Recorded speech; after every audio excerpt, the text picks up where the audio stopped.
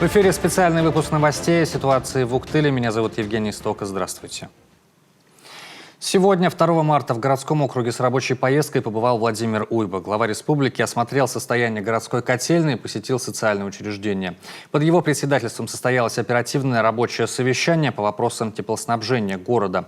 И сейчас в эфире Юргана обращение главы республики Владимира Уйба. Уважаемые жители республики, добрый день, Бурлун. Сегодня нахожусь с рабочим визитом в Уктыле. Понятно, что основная задача – это посмотреть на ситуацию своими глазами. Тем более, что вчера полномочный представитель президента в Северо-Западном федеральном округе Александр Владимирович Гуцан направил сюда своих помощников. Это помощник полномочного представителя Андрей Дмитриевич Бурлаков и Александр Борисович Бибенин, начальник контрольного управления по Северо-Западу. И буквально днями назад здесь был прокурор республики Егоров Николай Валентинович, тоже со своими коллегами.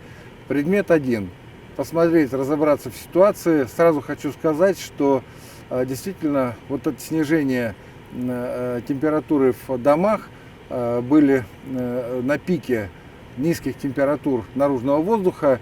Действительно, в тот момент котельная дала сбой, не справилась вот с этим пиком наружных низких температур отрицательных. Сегодня ситуация под контролем, она абсолютно понятная, но сразу хочу сказать, что мы не просто приехали посмотреть и зафиксировать, что сегодня в домах температура достаточная. Мало того, что мы были сегодня у одной из заявительниц в квартире, температура даже выше нормальной, допустимой, плюс 26 градусов, что, в общем, тоже понятно, что нужна регулировка, когда температура снижается, регулировать, чтобы в домах все-таки не было запредельно высоких температур.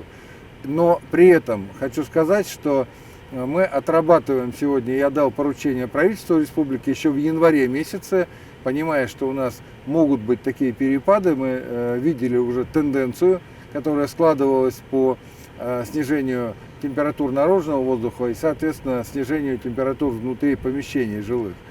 Так вот, сегодня мы еще раз, я дал поручение с тем, что мы готовим достаточно быстро, в течение максимум 2 недель, стратегию перехода на другой принцип, другую модель теплоснабжения города. Могу точно сказать, что в новый сезон отопительный, 21-22, мы выйдем точно совершенно с гарантией того, что какие бы низкие температуры не были, мы обеспечим город горячей водой и достаточными температурами внутри помещений, как жилых, так и общественных зданий и детских дошкольных учреждений.